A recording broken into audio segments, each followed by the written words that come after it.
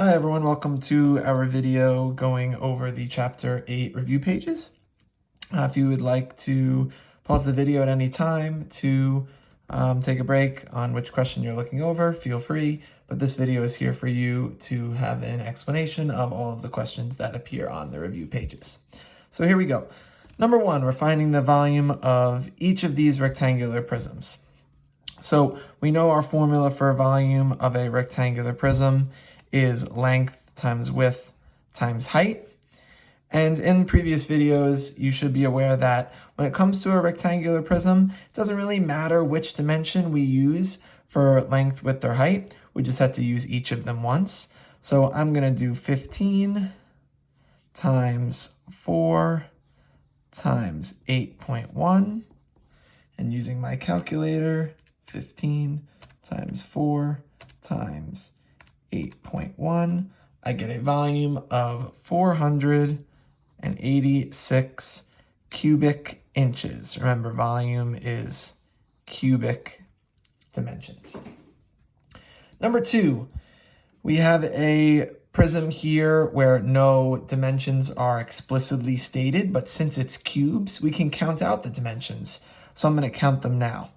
1, 2, 3, 4, 5. This is a 5 by 1, 2, 3, 3 by 1, 2, 3, 4, 5 rectangular prism. I'm going to write down my formula again, length times width times height.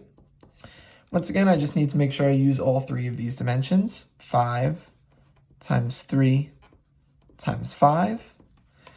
And that gives me a volume of 75. Since there's no units given, we literally use the units, cubic units. And number 3, volume equals length times width times height. Super important to make sure you're writing the formula, doing your correct substitution, and writing your answer in units. This is a 4 by 4 by 4, which is the same thing as saying, if you will, 4 cubed. Remember, we can use volume equals side cubed if you recognize that the rectangular prism is a cube. But just remember, each works, one or the other. 4 to the third is 64. We have cubic inches. Very nice. Number 4. Katrina is building a square sandbox, so it's a square sandbox, with sides 3/4 of a foot long.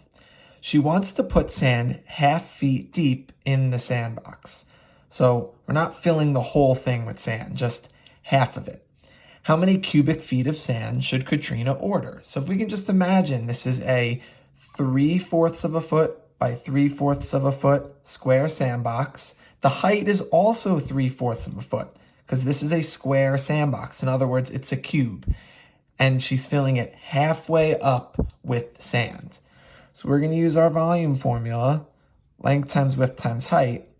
The reason why I'm not using the formula for a cube, side cubed, is because all three of these dimensions are not going to be the same, because they want to know how much sand is going into the sandbox, and it's not being filled to the top. It's only being filled halfway.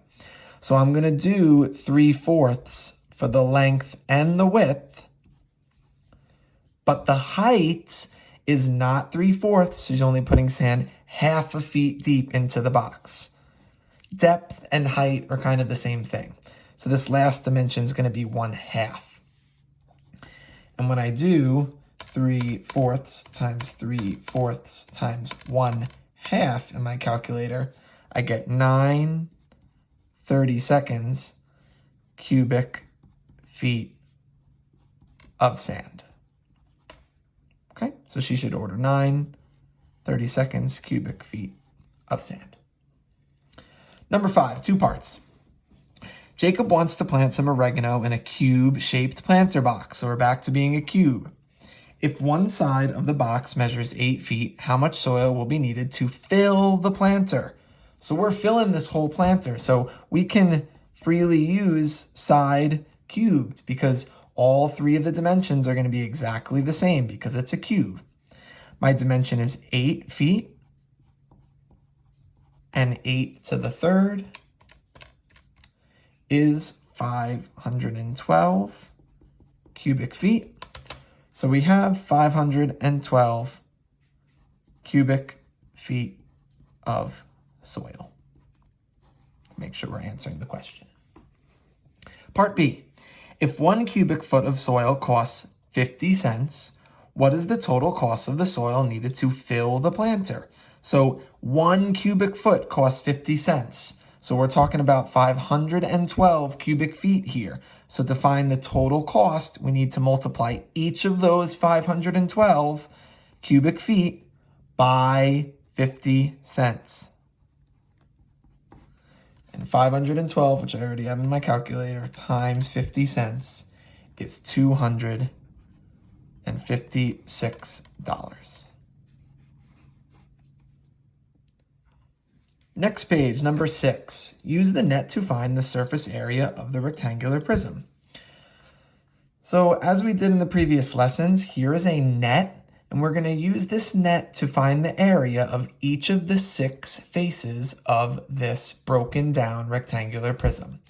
If we can imagine this thing wrapping back up, I'm going to imagine this as the bottom of my rectangular prism. So imagine these 2 blue sides kind of wrap up, and then these 2 gray sides wrap up, and this comes up and over to become the top of this prism.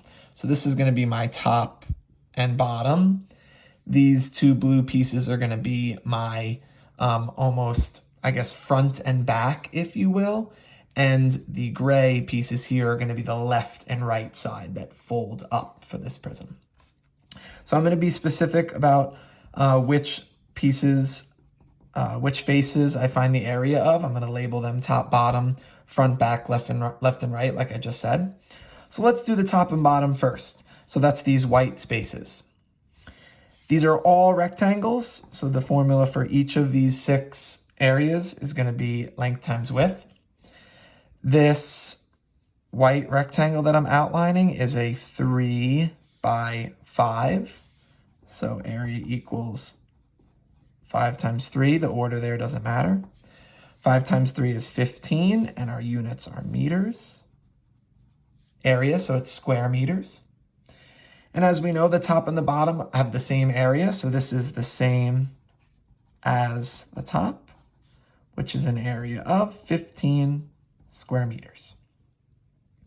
Great, let's move along to the front and the back. These are those blue faces. If we're looking at this head on. Formula for area, as always, is length times width.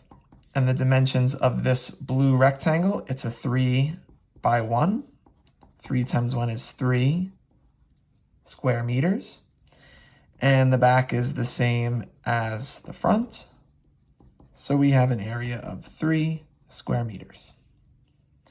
Lastly, let's do the sides. Let's do the left and the right.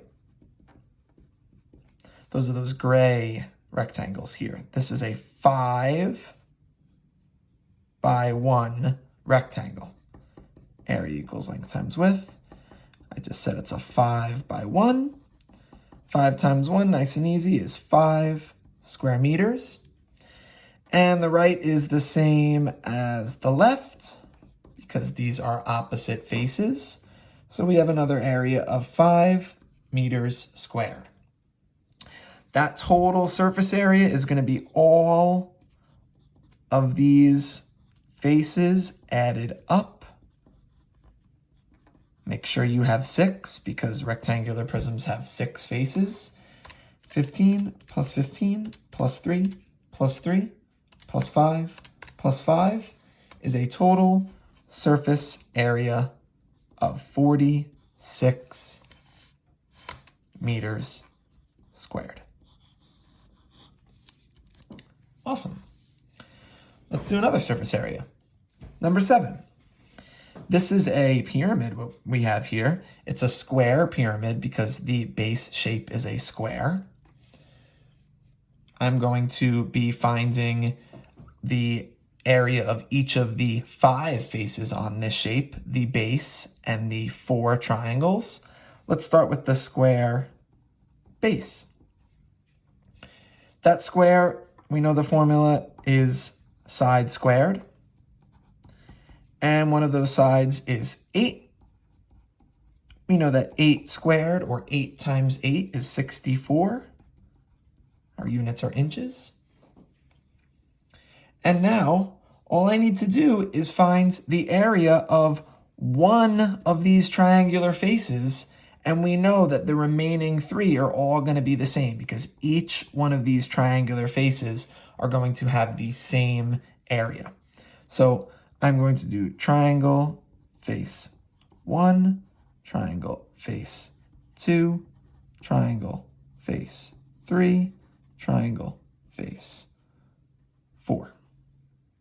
And we're lucky that we only have to do this once, specifically because this is a square pyramid. Each of the bases of these 4 triangles are all going to be 8 inches.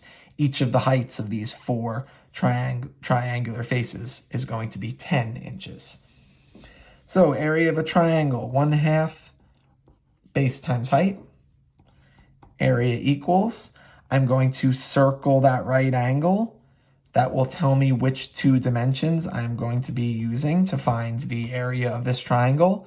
What makes that right angle? Well, that T, it's an 8 and a 10. The base is 8, height is 10. So the area for this triangle, 1/2 base times height, is 40 square inches. And like I already described, each of these triangular faces is going to have the same exact area. So to finish out the question, we're going to add these all up. 64 plus, I'm going to do this a little bit quickly. I'm going to do 4 times 40 because it's 4 triangular faces of area 40. Calculator will do my order of operations for me. 64 plus 4 times 40, we get 224 square inches for my surface area. And if I would have done this out, 64 plus 40 plus 40 plus 40 plus 40, I would have gotten the exact same surface area. All right, next page, number 8. Let's get those highlighters out for this question. We're going to find the surface area of this triangular prism. As recommended in the previous videos, I'm going to highlight my triangular face. It's going to be helpful in finding the surface area of this prism. What is recommended is to first find the area of that triangular face.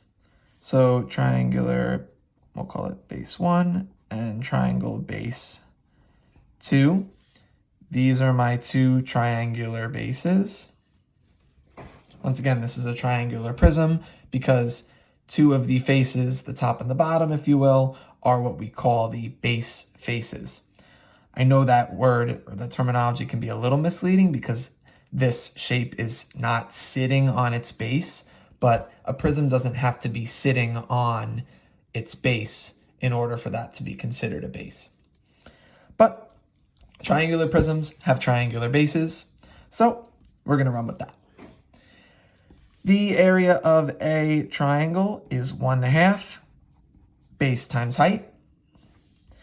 How we know what 2 dimensions we're going to use, I'm going to circle that right angle, and the 2 dimensions that make up that T, that right angle, are 1.5 and 2.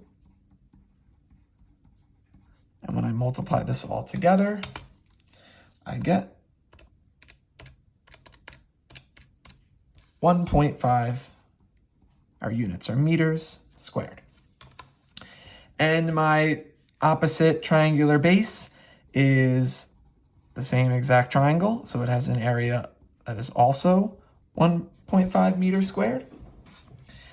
And now it is time to do my 3 rectangular faces.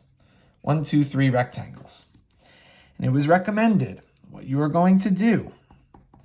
We're going to find 3 rectangular areas. The dimensions that I am going to use for each of these 3 rectangles are located as the sides of my highlighted triangle. 2, 2.5, and 1.5. I'm going to use each of those dimensions once. The other dimension that's going to be used is 10 meters. So once again, each of the highlighted sides of the triangle once, and 10 is going to be used in each of these 3 rectangle area formulas. So let's do one of the sides first. Let's start with 2. So we're going to do 2 times 10. I'll just get the substitutions out of the way. Then we're going to do 2.5 times 10. And we're going to do the remaining side, 1.5 times 10. So we have 20 meters squared. 2.5 times 10, you may know this via mental math, 25 meters squared. And 1.5 times 10 is 15 meters squared. So my surface area is going to be all of these sides, these faces, added up. And when I add them all up, 1.5 plus 1.5 plus 20 plus 25 plus 15, I get 63 meters squared. Very nice. Number 9. No picture for this one. We're not going to need it though. When Antonio opens and lays a cereal box out flat, so if we can picture a cereal box, it's a rectangular prism, so that's why there's 6 faces to that 3D shape. He sees that the top and the bottom of the box, so we're going to find the areas of the top and the bottom. Top and bottom each measure 2 by 9. So let's get these out of the way. It's a 2 by 9 rectangle. Area equals, we're going to do 2 by 9. 2 times 9 is 18. These are square inches. Top and bottom are the same. So this is same as top. We have an area of 18 square inches. Let's keep reading. The sides of the box each measure 2 by 11. So the sides, let's call them the left and the right side. Once again, these are both rectangles. Formula for area of a rectangle is length times width. And we're going to use the dimensions 2 by 11. 2 times 11 is 22 square inches. We know that the right is the same as the left. So we have an area of 22 square inches. Let's keep going. And the front and the back, there they go, they're telling us. Front and back of the box, each measure 9 by 11. These are also rectangles, and they are of dimensions 9 by 11. 9 times 11, that's an area of 99 square inches. The back is the same as the front. So we have an area of 99 square inches. They want that total surface area, so we're going to add it all up. 18 plus 18 plus 22 plus 22 plus 99 plus 99. Let's find out what that is. 18 plus 18 plus 22 plus 22 plus 99 plus 99. We get a total surface area of 278 square inches. All right, last page. A dresser has a height of 5.3 feet, a width of 1.5 feet, and a length of 3.2 feet. This question's a little tough without a picture. If you're catching on to the overall process of finding the surface area of a rectangular prism, you may have been able to do it without drawing a picture, but I drew one to help out because we need to find the area of each of these 6 rectangular faces, and I'm just going to use the picture I drew as a reference. So let's do the front of this dresser. The area is length times width, so we're going to do this front rectangle, which is 3.2 by 5.3. So 3.2 times 5.3, which is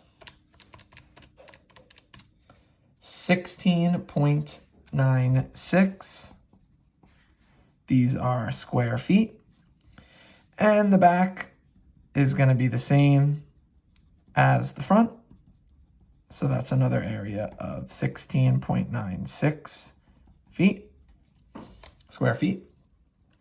I'm going to do this right side face next. So I'll do the right and the left of the dresser. So this right side rectangle is a 1.5 by 5.3. So 1.5 times 5.3. And 1.5 times 5.3 is 7.95. This is area, so we have square feet. The left is the same as the right.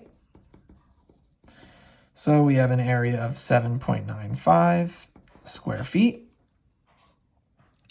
And we just need to do the top and the bottom.